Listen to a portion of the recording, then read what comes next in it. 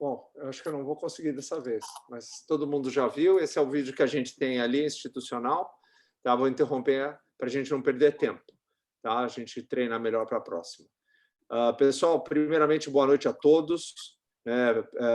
Dr. Nelson, muito obrigado aí por o senhor ter aceito o nosso convite. Né? Eu sou o Luciano Funchal, eu estou atualmente como diretor científico da SBOT Santa Catarina aqui no biênio 2021-2022, da presidência do Dr. Henrique Eisenberg. Né? Então, essa aqui é a nossa primeira reunião científica do ano e a gente vai iniciar a primeira reunião científica com um módulo novo que nós também temos na nossa regional, que é o módulo chamado o médico por trás do nome. A ideia fundamental é trazer nomes do passado, da ortopedia, que fizeram relevância, que nos trouxeram informações e fizeram nós nos tornarmos cada vez melhores ortopedistas, com pessoas que também fizeram a história da ortopedia brasileira, como o Dr. Nelson, né, que foi presidente da ABP por duas gestões. Né? Então, eu vou passar a palavra primeiramente ao nosso presidente, o Dr. Henrique, né? Depois a gente passa ao Dr. André, e ele vai conduzir a reunião. Boa noite, Funchal. Boa noite a todos, Dr. Nelson, Dr. André e demais integrantes aí da atividade científica. Gostaria de dar boas-vindas em nome da SBOT Regional Santa Catarina e lembrá-los que esse ano nós temos o SUBRA 2022. Finalmente vai sair esse SUBRA, né, Funchal? Depois de muita luta. Então, o SUBRA vai ser realizado de 9 a 11 de junho no Costão do Santinho, em Florianópolis. Peço a todos os colegas que participem e acessem o site para realizar a sua inscrição. Então, seriam esses os recados. Mais uma vez, dar parabéns para o Funchal, sempre ativo e atuante, liderando as nossas reuniões científicas e os cursos de educação continuada. E agora esse novo projeto dele, o médico por trás do nome. Eu vou ter que deixá-los da companhia do André e do Funchal, porque eu tenho uma reunião das 7 da manhã. Então, por isso, hoje, eu justifico a minha ausência. Vamos tirar uma foto, né? Vamos tirar uma foto, então, antes. Sejam todos bem-vindos. André, com a palavra a seguir da foto. Abre teu áudio, André, que acho que está fechado. Boa reunião a todos. O meu áudio está fechado para não falar besteira ao vivo aqui. Eu gostaria que o Mário, o Diego, o Gustavo, o Galaxy S10, o Marcelo, o Fernando, o Kim e o Take ativassem o vídeo para poder sair na foto, senão... Isso. Vamos abrir aí para a gente poder tirar uma foto de todos nós aqui para posterior divulgação. Olha ali, ó. Estão em dois, não, o Marcelo e o Adame estão duas vezes. Vou sair duas. Oi, Marião. Estão no motel? Então, pessoal, vamos dar uma olhadinha para a câmera que a gente vai tirar foto, então.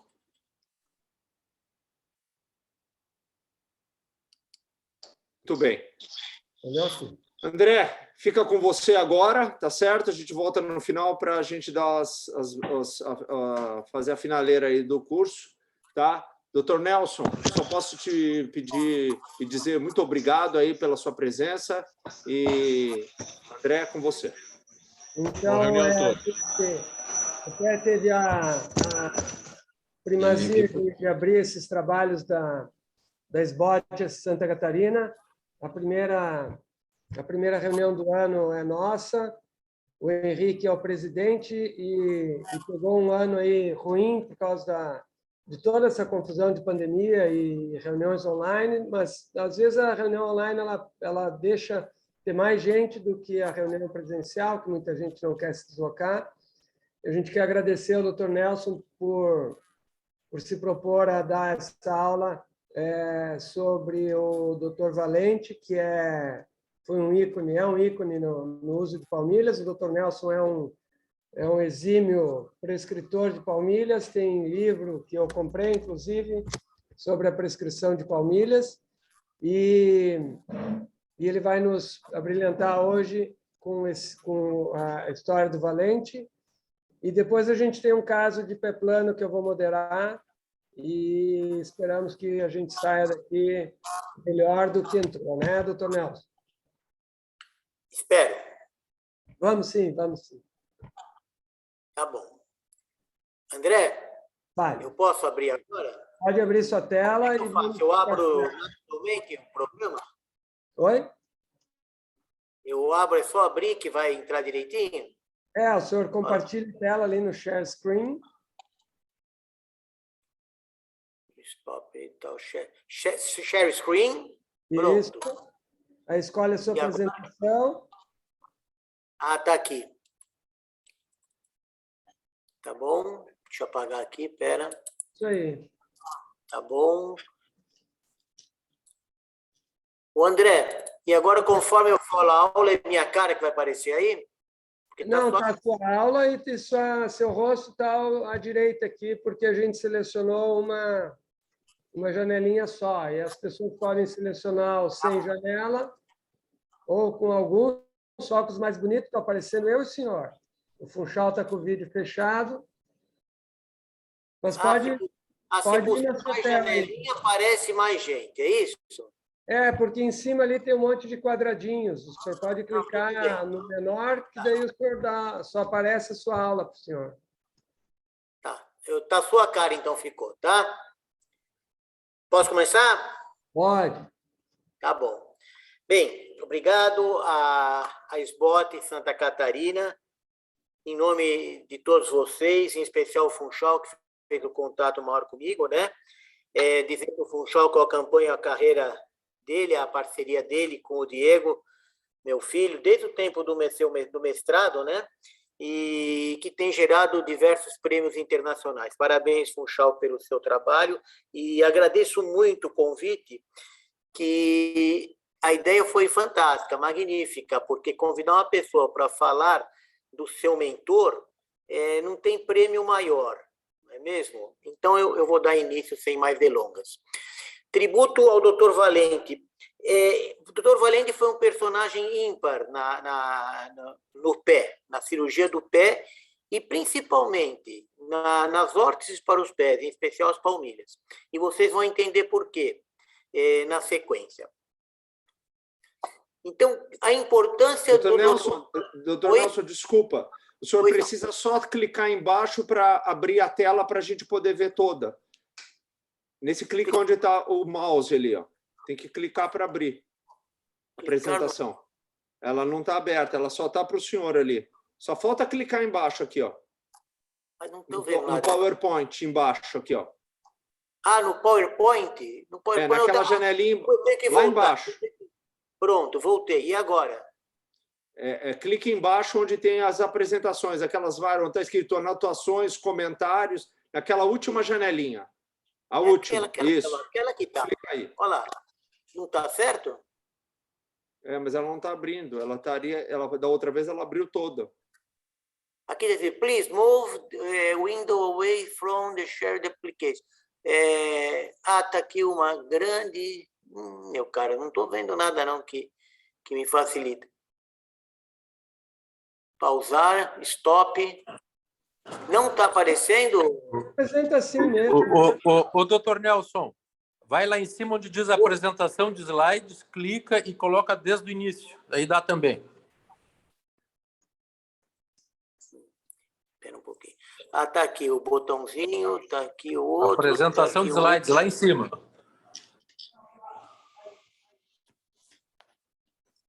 Não tá dando. Aqui talvez. Eu vou começar a apertar botão aqui, gente, ver o que acontece. Não, aqui são as coisas, não é isso. Acho que deixa assim. Todo mundo... Então pronto, vai assim mesmo. A gente vai vendo do lado aqui. Pode ir. Mas tá vendo ou não tá vendo? Como é que tá o negócio? Tá vendo? Sim. Está minimizado. Participantes, stop vídeo, share, resumo. Tem 500 coisas escritas aqui. Doutor, só volta para o slide 2 e continua a sua apresentação. Vamos lá, então. Vamos lá. Pera. Slide 2. Tá? Agora deixa eu tirar isso aqui daqui. Pronto. Vamos lá? Posso ir? Meu Deus do céu. Pode ir. Agora não está saindo a imagem de cima. Piorou.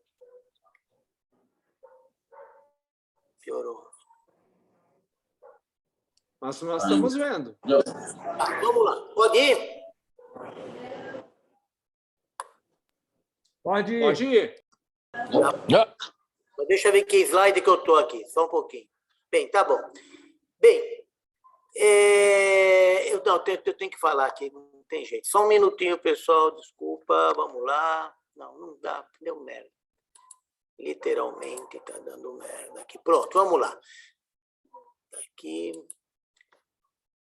Não está entrando. Não tem problema, de alguma forma não tá abrindo a tela de compartilhamento. Você vai mudando os slides um a um, não tem problema. Ele não está... Posso ir? Pode. Todo mundo está vendo a tela e você. Tá bom. Então, a importância do Dr. Valente, tá? Ele foi um médico ortopedista italiano, especialista em pés, né? Ele é autor do livro Órteses del Pied, de 1976. Foi o primeiro livro na ortopedia que levou a orientação de palmilhas de forma séria. A palmilha sempre foi rodapé de livro, não é mesmo? Rodapé de capítulos. E dessa vez, ele com os estudos dele, ele fez disso realmente fazendo parte do leque de procedimentos de um médico ortopedista no dia a dia de um consultório. Foi presidente do CIP, que depois virou o IFAS, né? O CIP era o Colégio Internacional do Pé, de 91 a 94. Ele fazia questão de preparar os slides dele em português. E naquele tempo, preparar um slide, gente, era algo bastante difícil, né? Dá um minuto, pronto. Era algo bastante complexo, porque imagina você ter toda uma aula em italiano, espanhol, inglês, o que fosse, preparar em português para trazer para o Brasil. Ele falava fluentemente 9 idiomas, inclusive o português. Ele tinha uma facilidade muito grande quando esteve aqui, e mesmo eu, quando estive lá com ele, ele fazia questão de treinar o português dele, conversando comigo. Porque, como toda pessoa que fala diversos idiomas, ele quer treinar outros idiomas que ele sabe. Ele era um autodidata, publicou várias cirurgias para os pés e foi reconhecido mundialmente por cientificar, depois eu vou dizer por que uso essa palavra cientificar, o uso das palmilhas. Tá? Tudo bem? Está indo bem, pessoal? Alô? Está tudo bem, pode seguir. Vamos lá. Muito bem. As principais cirurgias que ele propôs na época foi a cirurgia para pés planos, em que ele propunha a colocação de uma prótese no seio do tarso com o intuito de formar o arco plantar. Essa cirurgia foi muito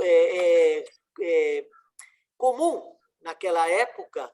Outros grandes autores propuseram cirurgias semelhantes. Aqui no Brasil nós tivemos o Miranda, lá em Belo Horizonte, que fez também esse tipo de cirurgia, sempre com algumas alterações em um em relação ao outro, né? E ele também para hálux rígidos, ele fez essa proposta, como vocês veem na figura abaixo, em que tem articulação se mantém, não é uma artrodese, né? A gente ainda está no slide anterior, o senhor tem que descer o seu slide. Ai, não está, meu Deus do céu. Como não?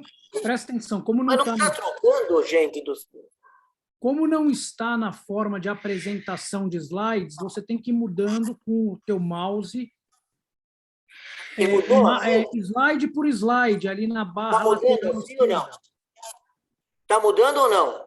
Não. Vamos ainda. Então, vamos começar de novo, gente. Presta atenção. Você está me ouvindo? Estou te ouvindo muito bem. Lá no alto, no PowerPoint, na tela do PowerPoint, tem arquivo, página inicial, inserir, design, transições, animações, apresentação de slide. Aperta ali. Apresentação de slides. Espera um pouquinho, vamos lá.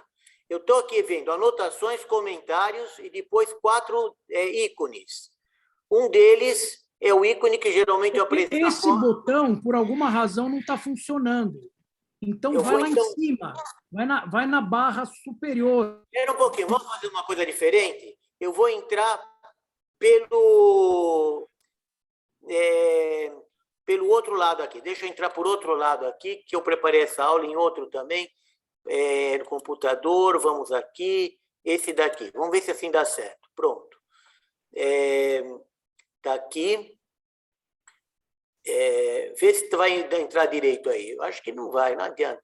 Então, deixa do jeito que estava, deixa do jeito que estava. Você só precisa ir mudando manualmente cada slide, porque está travando o compartilhamento da tela inteira. Sim, mas, Diego, tem uma faixa aqui em cima. Eu vou falar tudo o que está escrito nessa faixa, tá? Volta agora, porque sumiu a imagem. Sumiu a Volta imagem. como estava. Ai, ai, ai. Não está mudando aí? Não. Sumiu a imagem. New share, resume share. Espera um pouquinho, vamos lá. Entrou? Agora Isso. sim. Agora clica em cima do slide 2 com o teu mouse. Pronto. Pronto, agora clica no 3.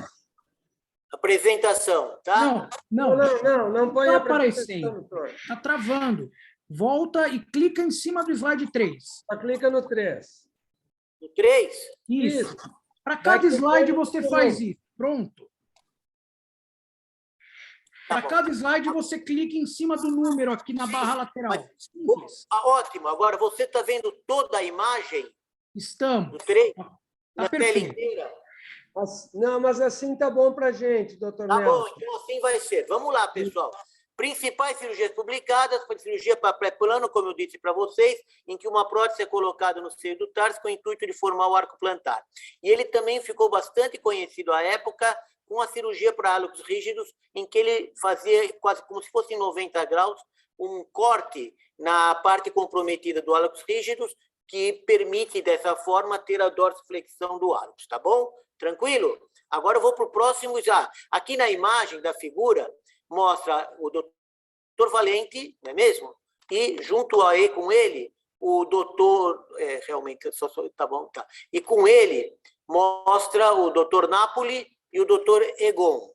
Na época, o doutor Egon era o presidente do pé, tá bom? Vamos lá, espera um pouquinho. Só um minuto. Agora está dando certo. Boa, Diego, vamos lá.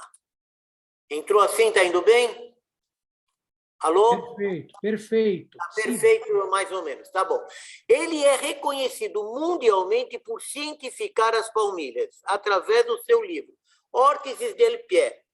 É esse livro verde que vocês estão vendo aí à direita, onde ele nos ensina a respeitar a altura, conforme vem aqui essa imagem, né? A respeitar a forma de cada componente de apoio e elevação, a respeitar a densidade de cada material, que são diversos tipos de látex e espumas, com densidades variáveis, e o material, conforme esse leque aqui de materiais que tinha na época, que tem por função estar em contato com os pés. Esta aqui à esquerda é o livro que eu lancei agora, que o André me deixou orgulhoso, falando que está com um livro meu também, não é mesmo, André? E esse livro eu lancei o ano passado, mas a primeira edição desse livro foi em 2005, que eu lancei a primeira edição. Nessa nova edição, tem 3 capítulos de 3 colegas do pé também, tá? Só um minuto, está aqui. Muito bem. Princípios de Valente para o tratamento das patologias menores do pé, geralmente tratadas com palmilhas. São patologias que não exigem cirurgia, como tu está dizendo, são patologias menores do pé. São aquelas do dia a dia dos nossos consultórios, que dificilmente você passa um dia no consultório que não tenha um pedido, uma solicitação de um exame de um pé, cujo tratamento é mais simples do que uma cirurgia, no caso, uma palmilha. E depois ele diz também, quando se intervém cirurgicamente num pé, temos que pensar numa palmilha no pós-operatório. Ele insistia muito nisso, não só ele, outro da época bastante conhecido, o doutor Vilador, também sempre dizia isso. Você vai operar o pé, opera, mas pensa numa palmilha depois, que sempre vai ser importante. E ele dividiu o pé não de forma anatômica, como nós estamos acostumados em retropé, médio pé e antepé, e sim de forma funcional, em pé astragalino, que é o pé dinâmico, e o pé calcâneo, que é o pé estático. O pé astragalino, ele é formado pelo talo, pelo navicular, pelas 3 cunhas e os 3 raios. O pé calcâneo, formado pelo calcâneo, pelo cuboide e pelas 2 últimas cunhas. Tá bom? Isso tudo também depois vem demonstrar a importância de tudo isso que ele nos dizia. Ele comentava muito, insistia muito em conhecermos as diversas fases da marcha e do direcionamento do passo. Ora, essa imagem aqui clássica, hoje, praticamente a primeira vez que apareceu foi nesse livro, em que mostrava o apoio do pé total, a fase de carga, a fase de arranque, onde se desprende do solo o hálux, até a fase do calcanhar, que é a fase 4 da marcha. Mostra aqui nessa figura a imagem da marcha normal, não é mesmo? Em que o ângulo em relação a um eixo é de 15 graus, chamado ângulo de Fick, e a distância do calcanhar dessa linha é de 6 a 7 centímetros. Aqui uma marcha com os pés para dentro, não é mesmo? A marcha em intraversão, twin, ou periquito, que nós falamos, ou a marcha em rotação externa mais acentuada, que é mais comum nos pés planos.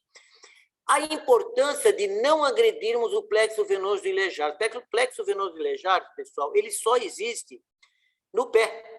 É uma estrutura fantástica que permite a pessoa ficar de pé um tempo bastante grande e sem, com isso, levar uma isquemia. Esse plexo, todos nós sabemos a importância de não passar um bisturi na planta do pé. Mas, na hora de elegermos uma palmilha adequada, com material adequado, elevação adequada, forma adequada, consistência, densidade, depressibilidade, tudo isso nós negligenciamos na hora de orientar uma boa palmilha. Muito bem. Tudo bem, pessoal? Está indo bem, André? Tá bom. Tudo bem, está indo tudo bem. Tá bom. Vamos lá. Nessa imagem, a gente mostra que essa articulação, a tibiotársica e a articulação metatarsofalangianas, são articulações dinâmicas. Todas as outras articulações do pé são articulações plásticas, elas se amoldam de acordo com o terreno. As únicas dinâmicas é tibiotársica e metatarsofalangianas, as 5.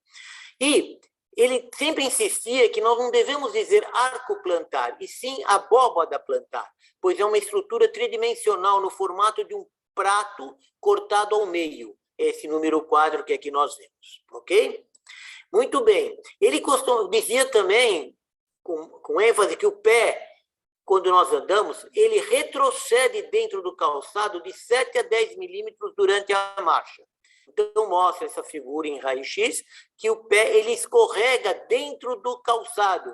Por isso que ele insistia muito que a palmilha, principalmente na metatarsalgia, ela tem que escorregar junto com o pé. Uma boa palmilha é um pouco menor do que o sapato, deve escorregar junto com o pé e, com o tempo, deve formar estrias na sua parte de baixo, para mostrar que ela está escorregando. Comentava também da importância dos contrafortes sempre abaixo dos maléolos, como mostra essa figura.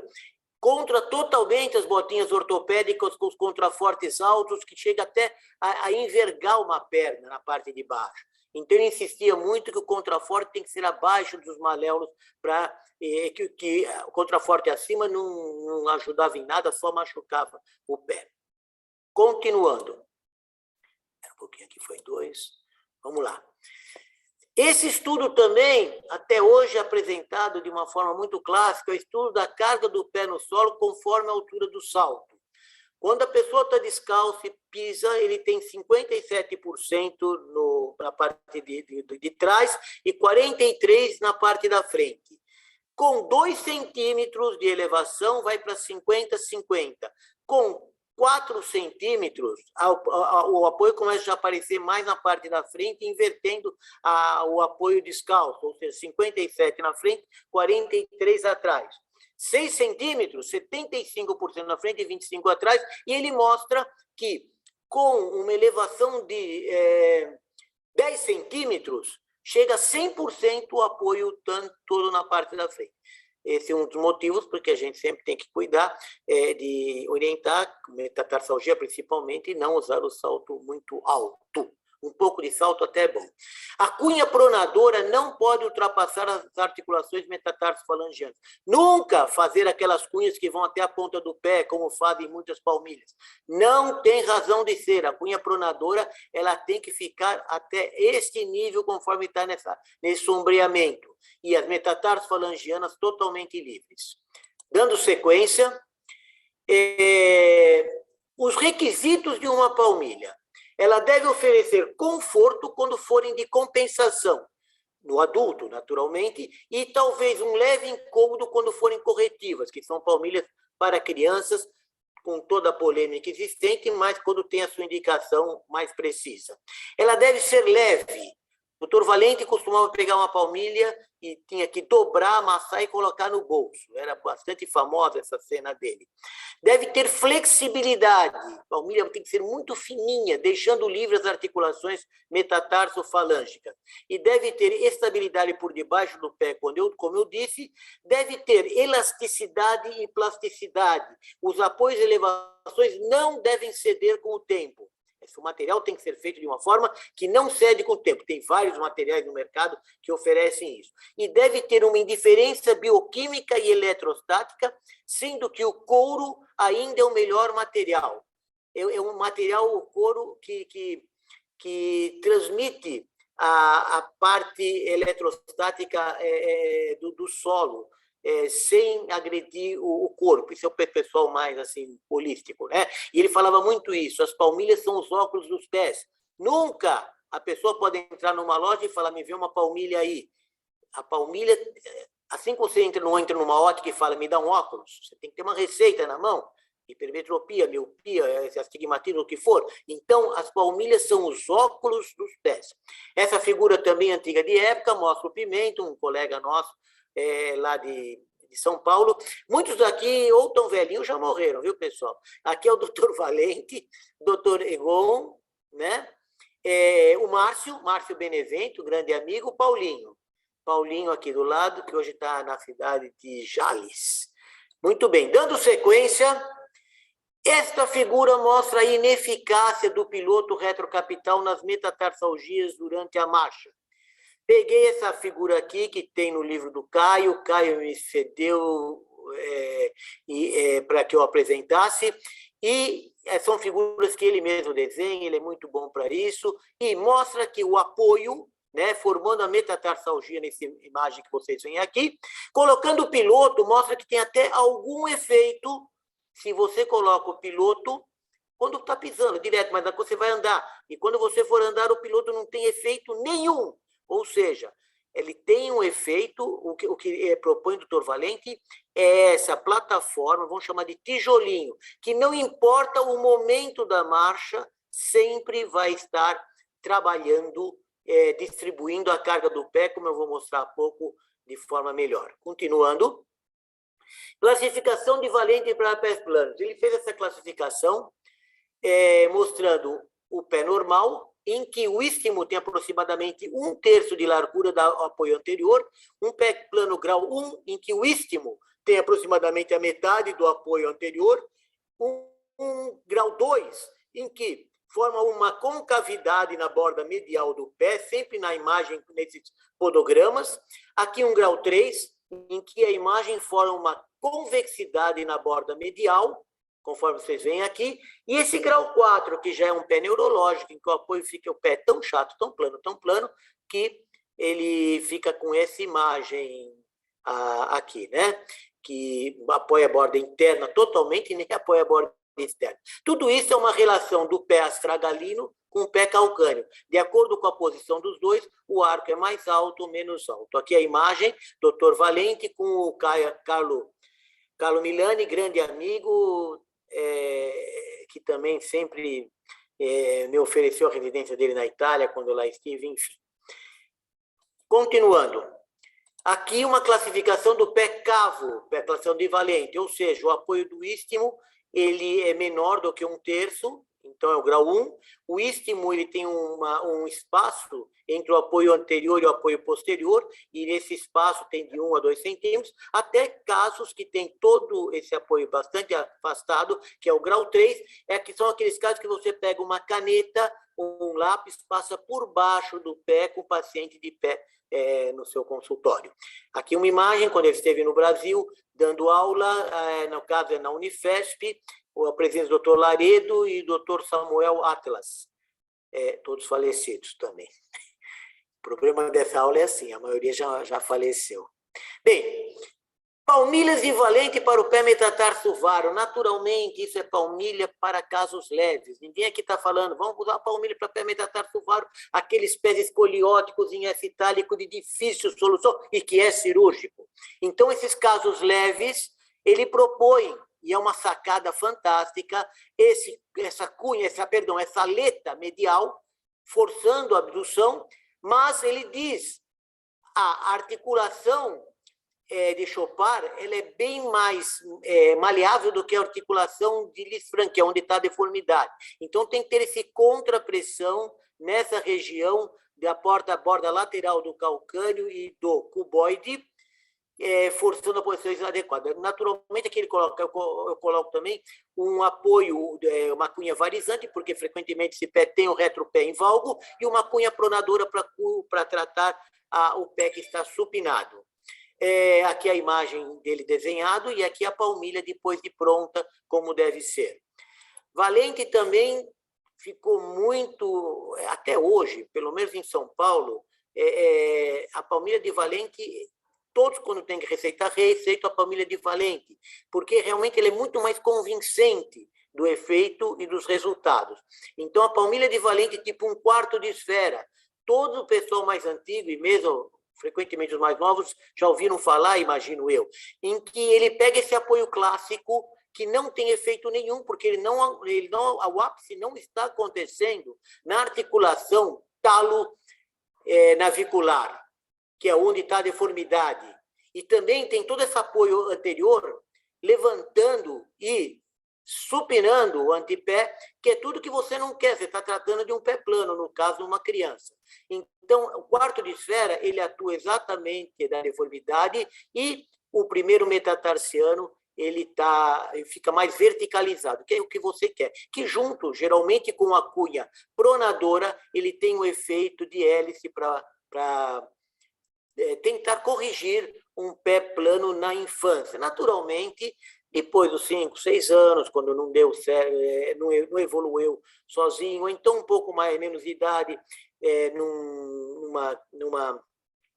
numa pessoa, criança que tem os pais com pés planos, casos que demoram para andar no Down, enfim, casos específicos. Nessa foto, a gente vê um dia também o Dr. Valente lá, com o Dr. Napoli, com o Dr. Egon, eu estou aqui, o Galeno, o Valdir e o meu amigo Walter Harris aqui nesse cantinho aqui, né? Esse cabelo aqui é do Golmia, tenho certeza. Tá, mas continuando. Palmilhas de Valente para metatarsalgia do 2º e 3º, aí já é o adulto, vejam aqui, existe hiperpressão do 2º e 3º metatarsiano, concordam? Então, não adianta pôr um pilotinho lá que não vai ter efeito nenhum, nós temos que levantar o 1º e o 5º, e mais suavemente, no material mais macio, o 4º. Se não por vicariância, ele vai agredir o 3º. Então, veja aqui a imagem, levanta o 1º e o 5º, num material mais rígido, tipo 10% de depressibilidade, e aqui um material bastante macio, tipo 80% de depressibilidade, e um apoio da abóbada plantar em 40%. E aqui a palmilha pronta, sempre de couro, por baixo, por cima, em todo lugar. Continuando. Palmilha de Valente para metatarsalgia do 1º e 5º. Essa imagem bastante clássica também mostra o 1º e o 5º chorando e os outros 3 sorrindo. E aqui mostrando que nós temos que dar apoio para os outros metatarsianos chegarem ao solo. Como ele gostava de dizer, se os metatarsianos não vão ao solo, o solo vai aos metatarsianos. A gente brincava que era a lei de Maomé para os metatarsianos. Sempre orientar palmilhas antes de indicar cirurgia. Metatarsalgia, isso é quase um mantra de quem é especialista em pé, nunca comece indicando uma cirurgia. Você tem que tratar com uma palmilha e ver o resultado, e aí então o paciente aceita melhor e tudo fica mais fácil se tiver que indicar uma cirurgia. Aqui mostra a cirurgia, a palmilha sendo desenhada, deixando livre o 1º e o 5º. Essas elevações elas podem variar de acordo com a experiência, como aqui mostra, e aqui a gente vê a palmilha com o couro por cima e por baixo, como apoiar, como elevar, enfim, como tem que ser. Próximo. Palmilha de Valente para fascite plantar. Talvez essa seja a palmilha mais completa que ele desenvolveu. que ele mostra claramente que o apoio do retropé, do calcanhar no solo, deve ocorrer mais com a borda externa do que com a borda interna. Então, tem o U assimétrico. Aqui mostra a figura do livro dele. Há muitas das coisas, eu coloquei a figura do livro dele para mostrar que é um tributo, é a imagem de como era na época, não é mesmo? Então, aqui mostra a figura do livro que ele tem. Aqui, nesse amarelo, é o apoio bastante macio, que é onde ocorre a origem da fáscia plantar na tuberosidade posterior do calcânio. Então, é bastante macio. E o apoio de toda a abóbora plantar numa densidade um pouco menor do que essa e maior do que essa, para apoiar a abóbora plantar. Ridículo aquelas calcanheirinhas, que aquilo é uma piada, não tem nada a ver com uma fascite plantar. Absurda também aquelas palmilhas duras, com apoio do arco, e aquela bolinha de uma borrachinha aqui atrás. Não tem nada a ver. Palmilha tem que ser feito de uma forma científica, ou seja, essas elevações variam as densidades, esses apoios variam a largura, enfim, tem que ser feito de forma levar a sério isso. E não como está acontecendo, por exemplo, em São Paulo, que tem o computador que faz e que não acerta uma. Muito bem. Dando sequência, e já entrando na parte final, Valente sempre esteve à frente do seu tempo. Tá? Aqui é uma figura de um jantar, numa das vezes que ele foi lá, está com Santin, grande Santin. Esta é a pessoa que me deu toda a orientação no pé, lá no pavilhão Fernandinho. Assim como você, Funchal, eu sou do pavilhão também, né? Vim de fora, mas sou do pavilhão e fiz o pé lá e continuei a minha vida lá. O doutor Valente, a sua esposa, dona Romana, uma simpatia de pessoa. A minha esposa, Elisa, o doutor, esse pessoa é maravilhosa, também falecido, doutor Geraldo. O Geraldo, durante 30 anos, carregou o grupo do pé da Santa Casa. Ele que operava, ele que comandava o ambulatório, tudo isso, morreu também precocemente. Aqui, quando ele lá esteve em São Paulo, nós fomos num jantar no Terraço Itália, em que eu aqui estou, a esposa dele, brincando, oba-oba. Aqui já numa viagem que nós fizemos para Ouro Preto, foi maravilhosa a viagem, ele que escolheu ir para lá. Nesse dia aqui, tem histórias engraçadas, porque ele, só um minutinho, ele experimentou pão de queijo, adorou. Eu quero pão de queijo, eu falei, fica sossegado, doutor Valente, quando chegar em Ouro Preto, lá em Minas Gerais, lá vai ter muito pão de queijo para o senhor. Cheguei no hotel, não tinha pão de queijo. Quando eu falei com o gerente, ele mandou buscar uma cozinheira especial numa outra cidade só para fazer pão de queijo para o doutor Valente. Continuando, suas ideias com novas cirurgias e a cientificação das palmilhas despertaram inúmeros debates em tudo isso. Mostra essa foto aqui também, ele olhando um raio-x com o doutor Egon, eu estou aqui, doutor Napoli, comia, um papagaio de pirata aqui do lado, enfim. Ele aqui conversando em português, olha que tranquilidade. Se não, tenho certeza, a minha esposa, a Elisa, e a Vivi, esposa do Márcio, não estariam entendendo nada, porque ele estaria falando italiano e não ia dar certo. Muito bem, continuando. Aqui eu mostro que eu tive o privilégio, né, de estudar, de estagiar com ele em Roma, onde fui muito bem recebido. Voltei com muitos projetos e aqui pude colocar em prática a maioria deles. Realmente eu voltei apaixonado por tudo que eu aprendi lá, tanto na parte de cirurgias, muitas que nós entramos, e também com as palmilhas. As palmilhas para mim foi um mundo que abriu. Eu falei, mas, puxa vida, ele está falando coisa que é muito importante, que nunca ninguém deu tanta importância, como ele dizia, rodapé de livro. Isso daqui ele tirou uma foto junto a um painel de um patrocinador, aqui eu numa mesa com ele. Estou contando o pessoal de 1990, quando ele veio para cá, ou seja, 32 anos atrás, não é mesmo? Continuando, quando trouxemos para o Brasil, fez diversas apresentações e culminamos com um passeio em Ouro Preto, cidade que iria conhecer. Me lembro que ele falou assim, Nelson, eu dei um leque de passeios para ele fazer. Ele escolheu o mais simples. Quero conhecer Ouro Preto, que é um patrimônio da humanidade, eu queria conhecer. Aqui a imagem dele, junto com a sua bengalinha, que ele sempre andava com ela, numa apresentação. E aqui, junto com o Dr. Rossi, no HC, quando ele foi dar uma aula lá. Tá? Continuando. Enfim, Valente foi o meu exemplo em comportamento e ética, como ser humano e médico, especialista em pés.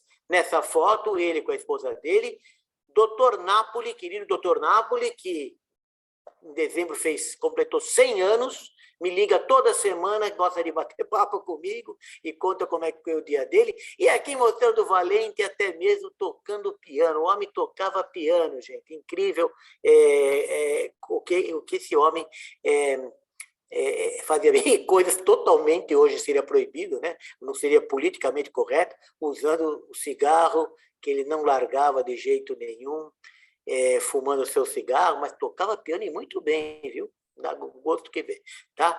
Enfim, pessoal, muito obrigado. Eu acho que eu estou comunicando que é a minha última aula que eu dou na minha vida, porque já não convidam mais mesmo para nada, e esse presente que vocês me deram, vocês não têm ideia que maravilha que foi. Por quê? Porque eu pude homenagear alguém que eu pensei que eu nunca mais eu iria conversar, falar dele. Entende? Então, eu tive que rever fotos, procurar as fotos, para poder encontrar o que eu tinha, né, em arquivo antigo. Então, pessoal, muito obrigado por essa oportunidade. Eu acho que vai ser um sucesso.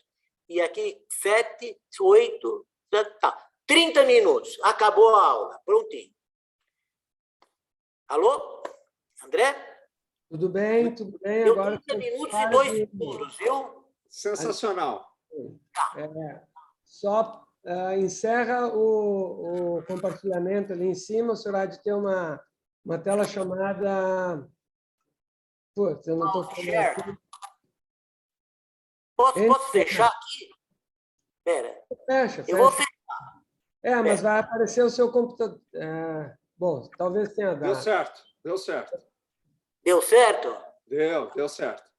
Quem falou deu certo? O Mário está desligado. Oi. Bem, pessoal, e agora? O Mário Quem quiser fazer pergunta pode fazer, gente, por favor. Tá? O Mário está entretido ali com o Marcelo. Acabou, ninguém convida e também não tem nada para dizer mais. Então, os jovens estão aí, sejam bem-vindos, pessoal. Acho maravilhoso. Pode falar, pessoal. Querem fazer pergunta, por favor. Eu quero primeiro agradecer ao Dr. Nelson e dizer para ele que essa tendência atual, assim, o senhor não é o primeiro que eu ouço reclamar, não reclamar, mas dizer que não tem mais sido chamado para falar. Isso é uma coisa muito triste para mim. Eu já ouvi o doutor Caio tecer o mesmo comentário. Eu acho que, inclusive, ali no grupo do pé, alguém comentou que esse próximo congresso nosso, acho que ele não tem nenhuma aula, não tenho certeza, não fui checar isso, mas alguém comentou que seria uma vergonha alguém do gabarito do doutor Caio, ninguém se interessar em dar uma palestra para ele. A gente chamou, alguns anos atrás, no Clube do Pé, aqui em Blumenau, a gente chamou um colega, não vou citar o nome agora, porque vai ficar ruim, ele disse que também não estava sendo... Ele disse assim, a impressão que eu tenho é que eu não tenho mais nada para falar, e eu tenho muita experiência. A gente está deixando de lado a experiência para técnicas... para quem lida com técnicas novas, isso eu acho um pouco perigoso, porque toda técnica nova, além de ser onerosa, ela não tem o respaldo do tempo para certificar ela. Eu acho que sim, o pessoal da minha idade, da sua idade, tem a experiência necessária para comparar coisas velhas com novas.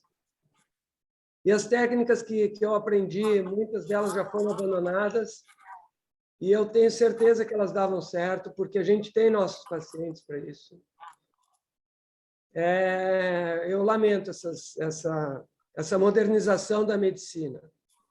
E como a gente viu no grupo do pé, essa última semana, esses últimos dias, a medicina está indo ladeira abaixo, a ética está indo ladeira abaixo, os procedimentos cada vez mais complexos, mais agressivos, e a gente tem dúvida se tudo isso vai trazer melhora para o paciente na proporção que traz o ganho para o bolso do médico, porque cada cirurgia 6, 7 técnicas conjuntas, e a gente não fazia isso no passado, e os pacientes, a maioria, acabavam evoluindo bem. Mas, enfim, quero agradecer ao senhor, e tomara que essa não seja a última. Se for, vai ser um privilégio para Santa Catarina, mas tomara que não seja a última. E que o senhor um dia diga assim, eu dei mais palestras depois da última do que antes da última, porque a gente tem muito a aprender com a experiência, não só com a novidade. A gente tem muito a aprender com a experiência. Eu vou deixar aberto para o pessoal aí, se alguém quer perguntar alguma coisa sobre palmilhas. Inicialmente, eu quero dizer que a palmilha faz parte, como o senhor falou, do arsenal terapêutico inicial para problemas leves, não substitui a cirurgia, mas ela pode protelar a cirurgia e aliviar, dar alguns anos de alívio e algumas vezes até, para problemas pequenos, pode resolver para sempre a dor do paciente. Então, a gente sempre prescreve, todo dia ou toda semana, tem alguns casos onde a gente lança a mão da palmilha. A gente delegou isso para o fisioterapeuta, que montou a sua clínica de podologia, que tem o seu podograma, que tem o seu podoscópio eletrônico e que planeja a palmilha, como o senhor falou, pelo computador. Eu tenho trocado o local onde eu faço as palmilhas, porque onde eu coloco... A palmilha que eu quero que façam, o computador fala diferente, eles fazem diferente, o paciente volta com dor. Mas é um arsenal terapêutico importante e eu gostaria de deixar uns 5 minutinhos aí de perguntas para o senhor em relação à prescrição ou dúvidas das palmilhas.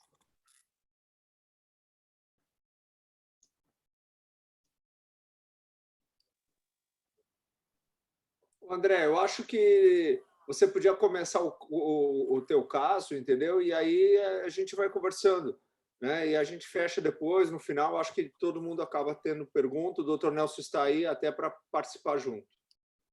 Tá bom, o meu caso, eu peço desculpas porque eu não prestei muita atenção, talvez no intuito do evento, que seria sobre palmilhas, mas é muito difícil mostrar uma evolução de um paciente com palmilha, porque dificilmente vai mudar a radiografia do paciente, e aí eu teria que me valer de escala de dor e qualidade de vida, que acaba sendo bastante subjetivo, e a parte objetiva que a gente quer acaba ficando em segundo plano. Então, o caso que eu vou mostrar é um caso que evoluiu com o uso de palmilha por muitos anos, mas não era um caso simples do pé, então é um caso que acabou necessitando algum procedimento maior. Eu vou compartilhar minha tela aqui, vamos ver se eu consigo fazer rápido aqui. Vocês estão vendo? Sim. Estão vendo a tela azul. Então, eu, inicialmente, como membro do IOT Joinville, quero agradecer ao SBOT Santa Catarina pelo convite e dizer que é uma honra para a gente ser lembrado disso, e agradecer ao Dr. Nelson pelo evento. Já trocou o slide para vocês? Ainda não. Mas vai trocar em breve, antes também deu uma travadinha no início.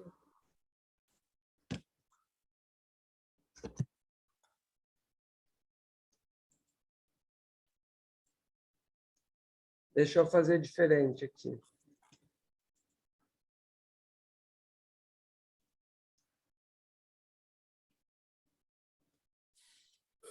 Acho que eu vou ter que fazer como o Dr. Nelson, tá? Vamos ver se eu consigo fazer agora. Então, tá. Esse é um paciente de 49 anos, sexo masculino, administrador de empresas, ou seja, um trabalho burocrático, sentado. Ele refere que teve um ferimento na infância, no tornozelo direito, e desde lá o pé dele começou a tomar um formato diferente do esquerdo, e ele, com 49 anos, já passou por vários atendimentos, várias condutas, inclusive com o uso de palmilhas e botas ortopédicas, porque ele era bastante novo quando teve o problema, e a bota, naquela época, ainda acabava sendo uma parte do arsenal terapêutico. Então, ele chegou para mim com essa imagem, com essa parte clínica, um pé... André, acho que não está passando o slide. Para vocês... Faz como eu faço, ó, põe a flechinha em cima do 2, é o que você falou. Agora sim. Está vendo? Vocês estão vendo? Ok, nós vamos fazer assim que o Dr. Nelson fez. Não, Então, quer ser positivo do 2 é mais do que você descreveu, que eu me perdi um pouco, só é 49 anos, e ele tem muitos... Tá bom, tá. Teve um ferimento na infância. Teve um ferimento na infância. Isso. Desde lá, o paciente começou a notar que o pé estava... Então, esse é o slide 3, onde... Quem está participando da mesa Deixa eu ver aqui quem que está para discussão. Bom, doutor Nelson, vamos começar com o senhor. O que o senhor vê na parte da parte clínica? O que o senhor... que chama a atenção do senhor? Eu vejo o desabamento do arco plantar, a imagem 4 vai estar até melhor, se você quiser colocar, mas é de um lado só, que deve ter relação com o que aconteceu na infância, esse ferimento, se foi no lugar onde corre o tibial posterior, depois você dá uma olhada. Se não tivesse essa história, tivesse um pouco mais de idade, mulher, a gente ia pensar no pé plano adquirido, né? Mas é um pé plano, né? Unilateral, que na imagem 4, acho que é o pé direito, pé direito, né? Pé direito. Tá bom. Ele tem ausência de força muscular, a inversão dele, ele está presente, ele na ponta do pé, ele anda. Ele refere dor aonde? Vamos na ordem aqui. Então, essa imagem é o perfil, olhando a face medial do pé, onde a gente vê realmente que a abóbada medial ela desabou, né? O Forrest está aí, está ouvindo? Opa, estou aqui. Forrest, quais são as provas clínicas? Como que tu faz o exame físico desse pé? Bom, primeiro eu começo com o exame estático, assim como está aí nas imagens, né? Para avaliar o arco, avaliar retropé e o exame físico dinâmico. Então, eu gosto de fazer o teste da ponta dos pés, em apoio bipodal e monopodálico, para ver a flexibilidade do retropé, né? Se ele variza ou não variza. Jack test, um teste que eu gosto também. E eu gosto também de fazer a avaliação da marcha, paciente caminhando normal, paciente na ponta dos pés, paciente caminhando no calcâneo, na borda externa, na borda interna. E aí eu vejo dinamicamente como é que o pé se comporta. Nesse caso, parece que ele tem uma flexibilidade, né? O retropé é bem valgo à direita e ele variza aí na manobra da ponta dos pés. Ele variza mais até do que o esperado, né? Mais até do que o esperado. Pouso. Está aí? Fala, Antônio, tudo bem? Então tá. A gente tem um pé plano valgo, assimétrico, ele é móvel, redutível, ele tem a varização ao push-off, tem uma dor leve ao push-off, à elevação da ponta dos pés, e ele tem uma dor póstero-medial no tornozelo, no trajeto tibial posterior. Você acha que isso pode ter alguma relação com aquele ferimento que ele refere ali, uma cicatriz transversa supramaleolar? Olha, doutor Amor, eu acho que pode ser sim, né? Ele pode ter feito uma lesão do tibial posterior, né? E pode ter evoluído com essa insuficiência, né? Eu Certo. creio que com a história que foi contada, sim, né? Acho que tem que ser avaliado isso, né?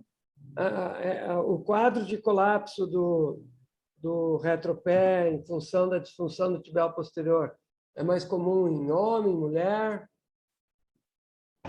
O colapso do antepé, o médio pé, Querido, né? essa informação eu creio que seja mais em mulher, né? Me Na parece. prática que a gente tem é mais em mulher a partir Sim. dos 55, 60 anos. Então, ele está um pouquinho fora do sexo e fora do sexo do gênero, né? Porque a gente não sabe qual é a atividade sexual dele. Enfim, fora do gênero e fora da faixa etária para uma disfunção do tibial posterior. Hoje o nome não é mais esse, é colapso do pé. Progressivo. O Castanho está ouvindo? O Castanho tinha me dito que talvez tivesse que cuidar das filhas. Está aí, Castanho? O Rafael Azevedo, tá? Não? Eu estou aqui. Quem? O Rafael Muriaque Azevedo, aqui de Blumenau. Ok. Rafael, como tu seguiria a investigação desse paciente aqui? Bom, acho que a partir do momento que a gente já identificou que essa é uma deformidade, que ela é progressiva, como a deformidade colapsante mesmo, talvez não da mesma forma etiológica da insuficiência do tibial posterior, daquela que é comum no sexo feminino, daquela senhora que é mais obesa, mas também tem aí essa insuficiência que talvez tenha essa origem traumática, e entendo que não necessariamente esse tendão tem que estar lesado, ele tem que estar rompido, mas que essa cicatriz dessa lesão anterior aí pode ter causado um alongamento desse tendão e uma insuficiência por consequência. Então, eu acho que merece uma investigação por imagem um pouco mais aprofundada para a gente ver aonde que está essa maior disfunção para programar aí um tratamento para ele. Tá, então que exame você pediria? Eu gostaria bastante de ver uma ressonância. Mas antes do raio-x? Não, claro, né? Raio-x para a gente ver os alinhamentos, onde que está o SEG, né? Então, a gente já começa a ver uma deformidade que, clinicamente, ela é flexível, mas que a gente já começa a ver um pouquinho de degeneração articular. Como a gente pode ver aí no SEG que está entre as cunhas do navicular, ali na imagem da direita. Uma abdução interessante, uma descobertura da cabeça do talos, como a gente pode ver no AP, e um valgismo desse retropé, que a gente vê nas imagens, mas que ainda não atinge o tornozelo. Então, aqui a gente vê uma falha na cobertura do talos, uma abdução no antepé. A incidência de Saltzman, ela, ao meu ver, não mostra um valgismo exagerado. A gente sempre inclui o tornozelo, porque pode ter alterações degenerativas ou sinais de tilt lateral, e o perfil, com carga, sempre com carga, né? Radiografia com carga. Doutor Pozo, você costuma traçar as linhas, traçar os ângulos? O que é mais importante para você? Demore, eu acho que é importante. Acho que ter um parâmetro é sempre válido, né? Os parâmetros acho importantes que a gente pode ter no perfil, a gente avaliar o ângulo de Meharry, né? Então, o ângulo do primeiro meta com o talos. A gente pode ver também o pitch do calcâneo, né? Que é o ângulo solo calcâneo no perfil, né? A gente pode ver também a altura da base do quinto meta por o cuneiforme medial, também acho que é um parâmetro válido. O ângulo de kite, né? No perfil também, que é o ângulo do talo calcaniano. E eu acho que no AP também, o ângulo de Meharry, o ângulo de kite no AP também, no AP é importante, né? O ângulo de cobertura talo navicular, eu acho que é um dos mais importantes, como parâmetro prognóstico, né? Eu acho que seriam esses, né? Que estão traçados aí. os principais, né? Nelson, o senhor ainda está por aí? Tô, mas fala, pois não. É que a gente tem um clube do pé junto aí, eu não sabia se eu tinha ido para lá ou não. Doutor Nelson, o senhor dá muita importância para essas medições?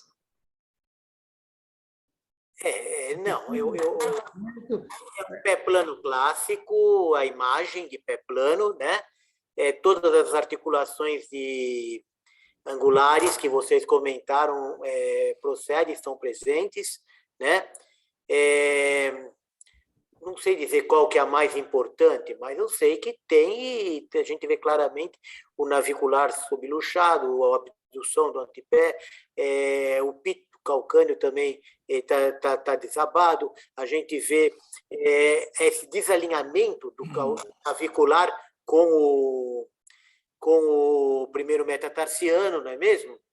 Então, é algo que está acontecendo aí de um pé plano unilateral, que nesse momento fica a dúvida por que tem esse pé unilateral. E aí eu faria o que disse o colega, uma ressonância, para ver como é que estaria essa parte do tendão, para fazer um planejamento conforme for o resultado cirúrgico.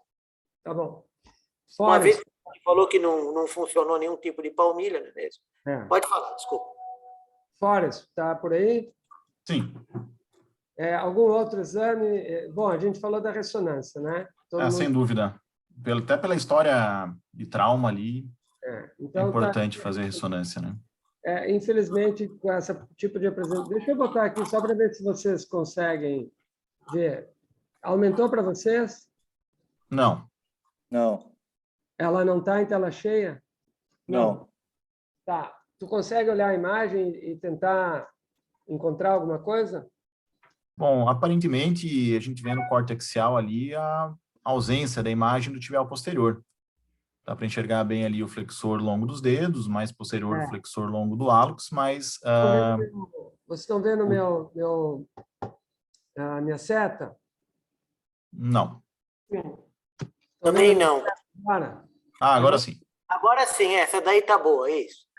Então, assim, a gente tem aqui o flexor do hálux, o flexor dos dedos, aqui os fibulares, e falta aqui alguma estrutura preta, ela está até meio esbranquiçada, que seria o tibial posterior. No laudo da ressonância, ele cita o desaparecimento, ele fala em algumas lesões ligamentares, mas ele não encontrou o tendão tibial posterior nos cortes ao nível do tornozelo. Castanho, está por aí? Castanho não está aí. Rafael. Pois não. Vamos imaginar assim, o paciente tem 49 anos e ele tem provavelmente mais de 30 anos de lesão. Isso te preocupa em alguma situação, isso te chama atenção para a possibilidade de ocorrência de alguma coisa em relação a esse músculo?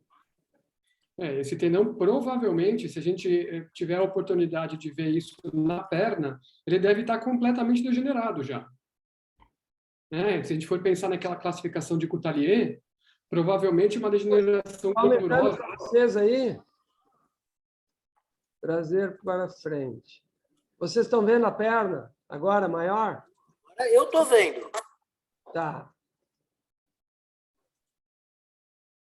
Então, essa aqui é a ressonância da perna. E por que tu pensou em fazer uma ressonância da perna, Rafael? Porque agora que a gente entende que a gente tem um músculo não funcional proximal, muito pouco vai ter de valia eu colocar esse tendão de volta no lugar. Ele já não tem mais a ação que eu gostaria que ele tivesse. Então, eu vou precisar fazer uma transferência ativa, uma transferência de um tendão que esteja funcionante. De um músculo, né? Sim. Eu pensei em pedir a ressonância porque é muito tempo de inatividade e realmente a ressonância veio com uma substituição, uma infiltração gordurosa do músculo tibial posterior. Esse aqui é o laudo da ressonância. Então, alteração de planos adiposos, aparecimento do tibial do tendão na região supramalleolar, algumas lesões ligamentares menores, e a ressonância da perna com uma simetria de ventre muscular tibial posterior com infiltração adiposa. Então, eu inicialmente poderia pensar numa ruptura tendinosa de longa data, ter um gap e fazer um enxerto de tendão, ligando o tendão proximal ao tendão distal para voltar à função, mas com essa infiltração adiposa, como o Rafael bem falou, a possibilidade de sucesso é pequena.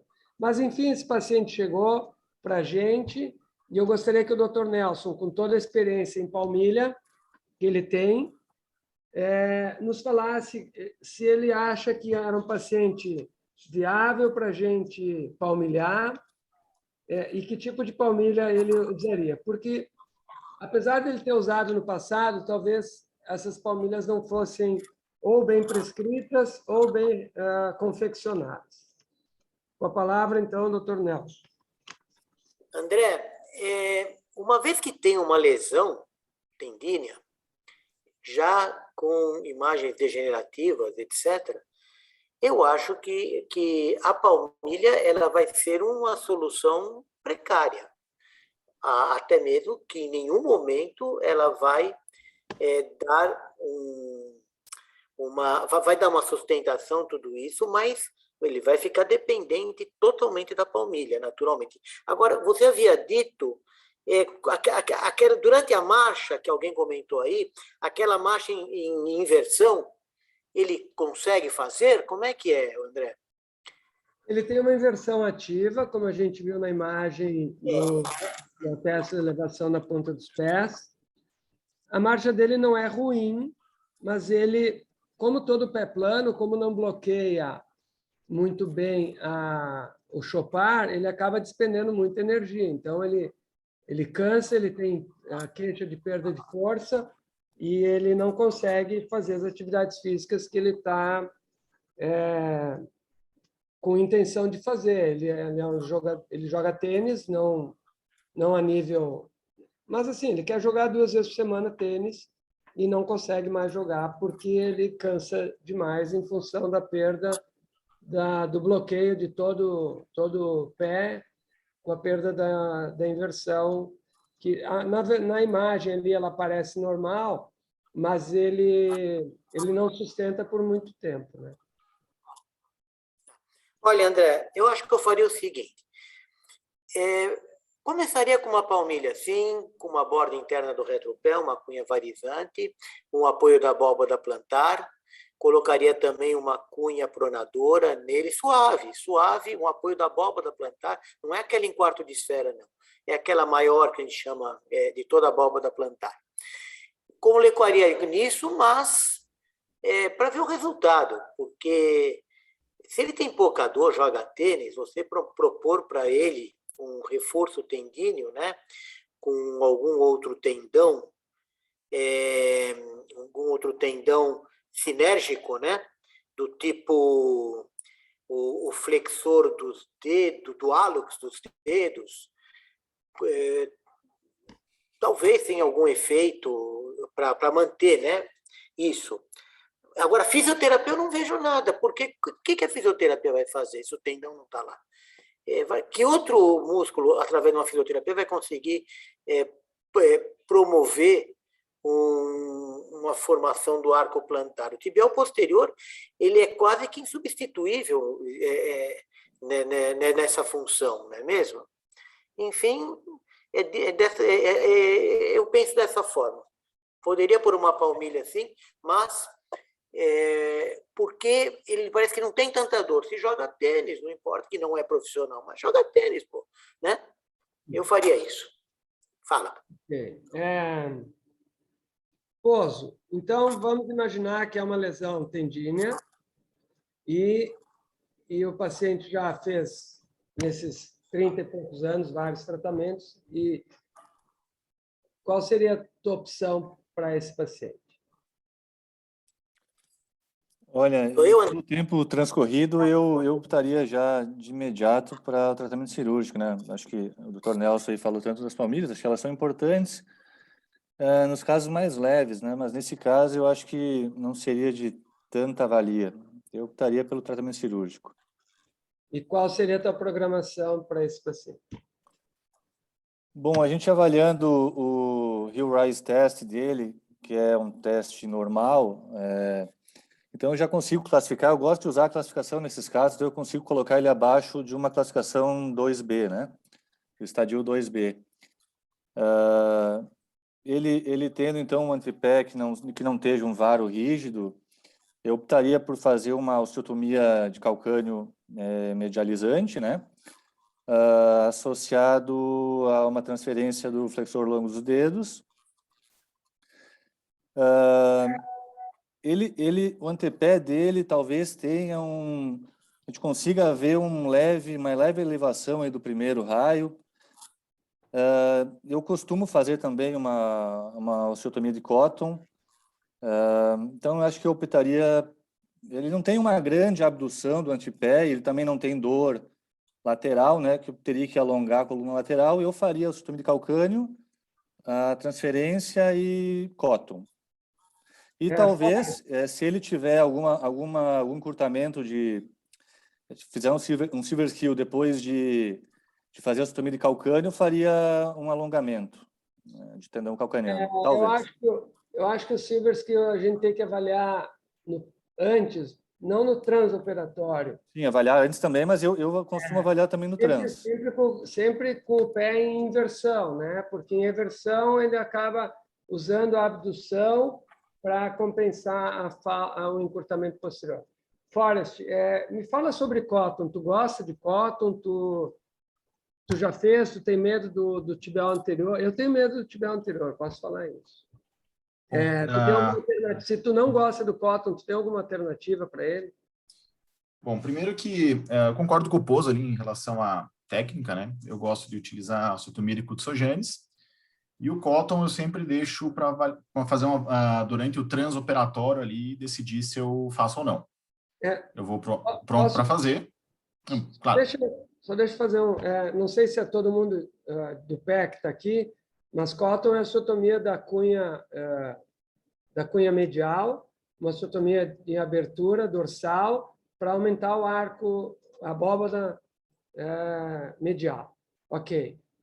A gente sabe que o tibial anterior ele passa ali na cunha medial e se insere tanto nela quanto na base do primeiro. Só para esclarecer o que é a osteotomia de Cotton. Continua aí, Forrest. Bom, então eu gosto da Kutsogenes, né, a osteotomia do calcânio tipo Kutsogenes, e aí eu vejo o quanto ele corrige o arco no transoperatório. E quando necessário, faço o Cotton, eu gosto de fazer. Até hoje não tive nenhuma grande complicação em relação ao tibial anterior. Então faço a cunha de abertura e vou abrindo ali, testando o tamanho conforme a correção do pé e conforme a radioscopia. Tu faz um acesso dorsal? Faço dorsal. Lateral ao tibial anterior. Isso. Eu prefiro fazer dorsal, que eu acho mais fácil ali, e como eu fixo com placa, então acho mais fácil o posicionamento. Fora a osteotomia do calcânio, fora a transferência do flexor longo dos dedos e fora o Cotton, tu faria mais alguma coisa? Não. Provavelmente não. Rafael? Eu acho que nesses casos aqui a gente precisa retensionar toda a parte medial, ligamento mola, deltoide, eles precisam de um reforço aí, porque pelo tempo que eles ficaram sob tensão, a hora que a gente tiver a correção, eles vão ficar frouxos. Então, acho que além das osteotomias, esse reforço medial. Quando a gente vai fazer todo esse complexo tendinoso medial, a gente acaba visualizando diretamente a cápsula medial e esses ligamentos, principalmente o ligamento mola.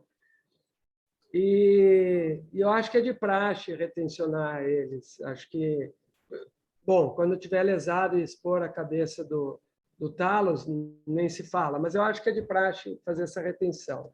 Doutor Nelson, o senhor teria alguma outra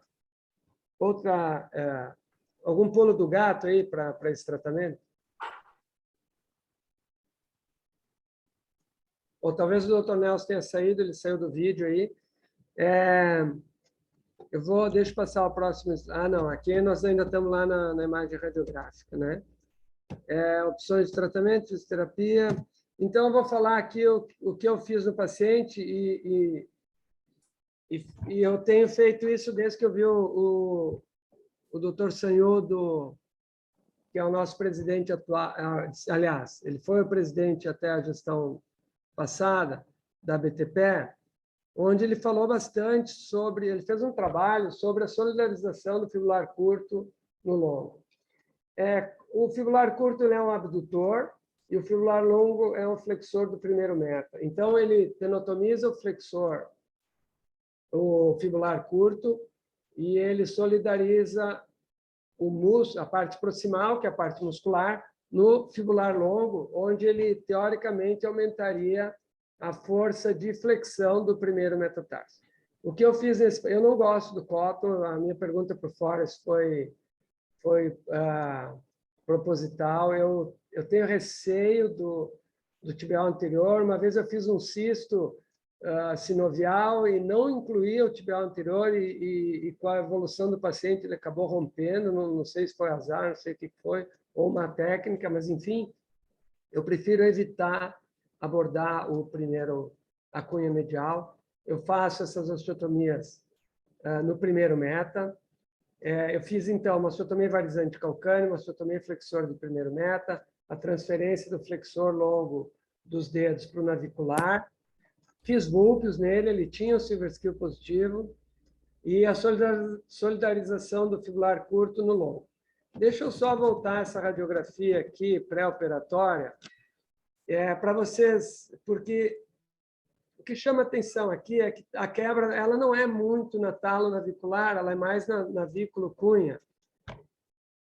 E isso ele me deixa um pouco receoso de fazer o procedimento normal, e algumas vezes onde eu precisei optar por artrodese, eu não fiz na talo navicular, e sim na navículo cunha.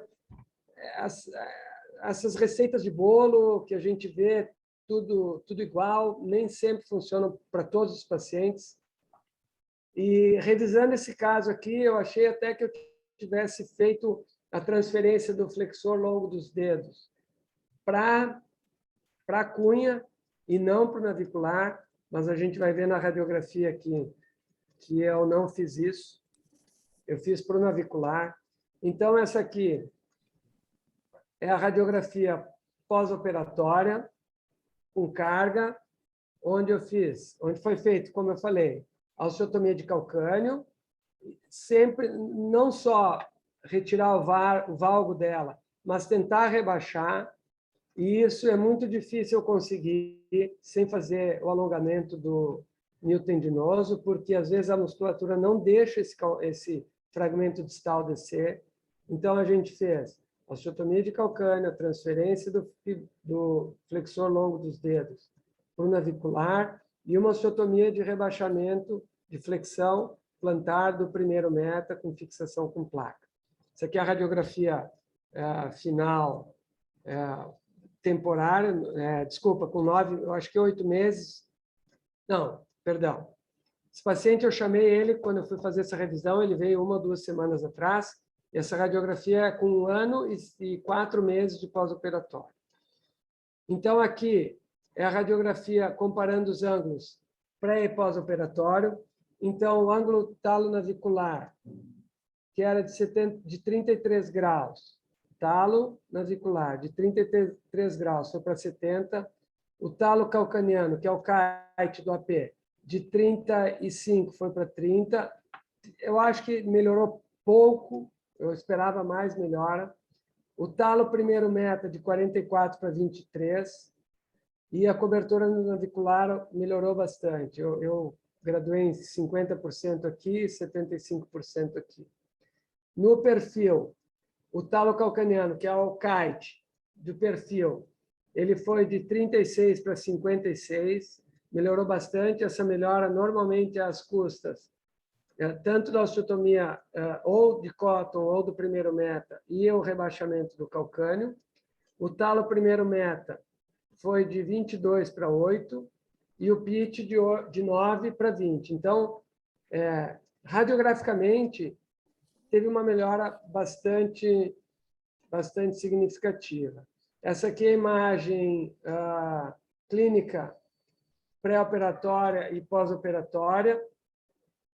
O que eu vou dizer para vocês? Às vezes é um pouco frustrante olhar o paciente e ele não atingir clinicamente aquilo que a gente espera com o procedimento.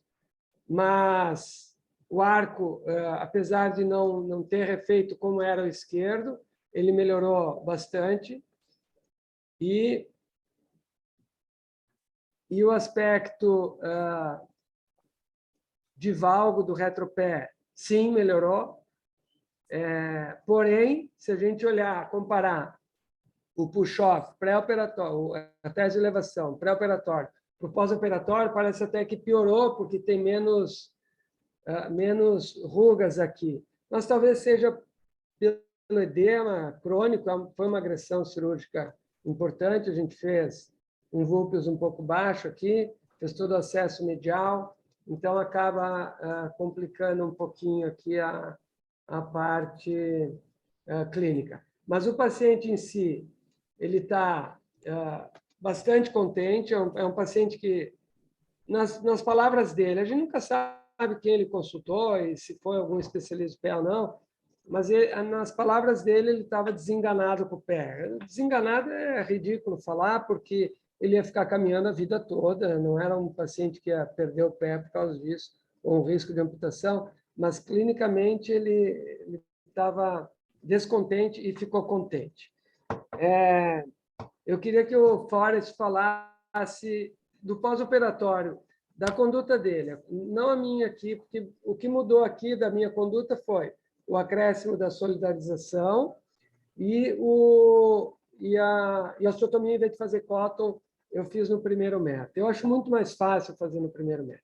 Mas como que tu conduz um pós-operatório de um pé plano, não necessariamente como esse, porque é um caso de exceção, uma lesão por ferimento do tibial posterior, mas se fosse o mais comum, que é o caso da disfunção do tibial posterior, como que é a tua conduta pós-operatória? Tu mantém imobilizado? Quando que tu libera apoio? Coisas do jeito. Bom, vamos lá. Só uma consideração antes, que essa frustração do visual de não fazer um arco que a gente imagina com o procedimento, eu acho que é de todo mundo, mas que realmente o paciente fica satisfeito, porque a gente acaba melhorando a biomecânica do pé. Não tanto a parte estética, né, mas biomecanicamente fica bom. Como é que eu conduzo? Eu sou um pouco mais conservador nessa cirurgia em relação ao pós-operatório. Então, eu deixo imobilizado com uma bota ortopédica, não utilizo gesso, tala engessada, nunca, praticamente. Mas eu deixo 6 semanas sem carga.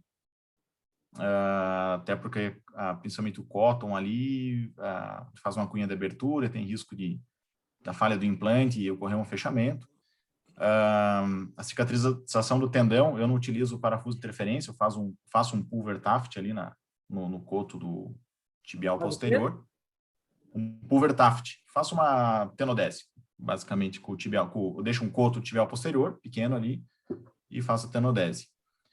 Mas eu gosto de deixar 6 semanas sem carga, depois retirada progressiva da muleta e das botas, e aí reabilitação fisioterápica até que seja necessário.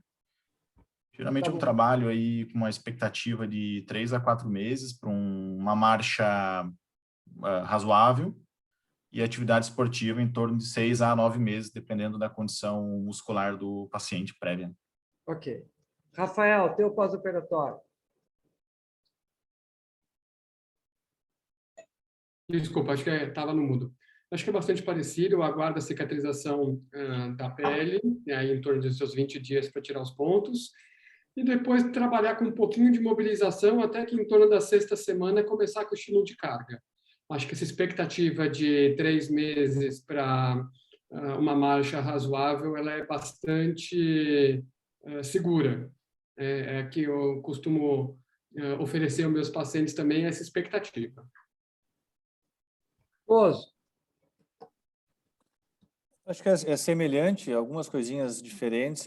Eu costumo usar um aparelho engessado, pós-op imediato. Geralmente eu mantenho até 15 a 20 dias, até retirada de pontos. Retirada de pontos, parte para uma fisioterapia sem descarga de peso, isso com a bota RoboFoot, que faça a transição, com analgesia e uns exercícios isocinéticos, e aí em torno de 6 semanas, tendo boa consolidação, inicia a descarga de peso parcial com a bota, e uma fisioterapia progressiva, e mais ou menos em torno de 10 semanas a 12 semanas eu retiro completamente, 10 semanas retiro completamente a bota e descarga total. Eu sou mais covarde, tá? Eu não libero apoio antes de 10 semanas. Okay. Talvez eu mude vendo trabalhos novos, mas eu acho que 6 semanas para apoio é um tempo pequeno em relação à transferência tendinosa. O calcanhar, o osso do calcâneo é um osso esponjoso que vai consolidar rápido. Acho que essas 6 semanas ele está terminando a consolidação. Acho. Não gosto, mesmo se eu não tivesse feito a transferência dos fibulares e a osteotomia do primeiro meta, num pé plano comum, por disfunção tibial posterior, eu deixo 10 semanas sem apoio. Mas isso é a impressão pessoal, cada um tem a sua preferência. Eu prefiro resguardar um pouquinho mais, mas tudo está acelerado e talvez em algum tempo eu venha a soltar a carga mais cedo se eu me sentir seguro.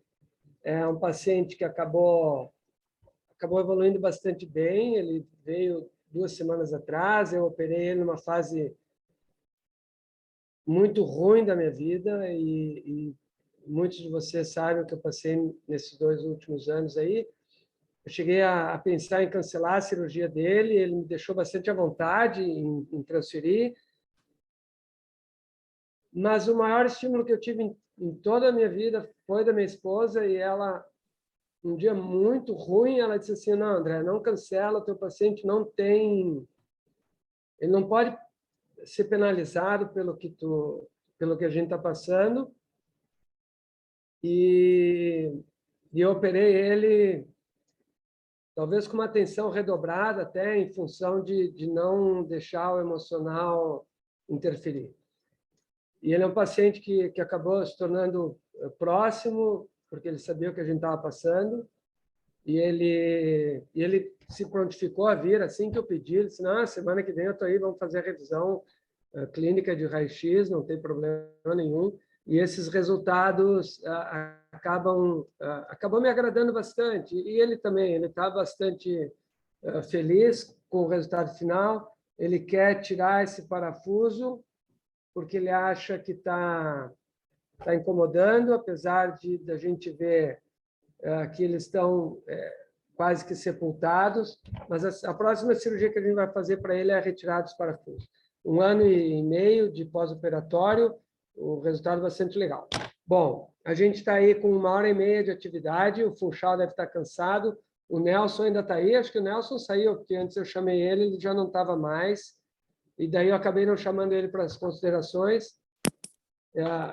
Quero agradecer ele, mesmo que não esteja aqui, e lembrar a todos vocês, os mais novos principalmente, de que as pessoas mais velhas têm muito a trazer para a gente. E é lamentável que eu tenha ouvido de 3 expoentes da ortopedia do pé no Brasil, de que não têm sido chamados para mais atividades.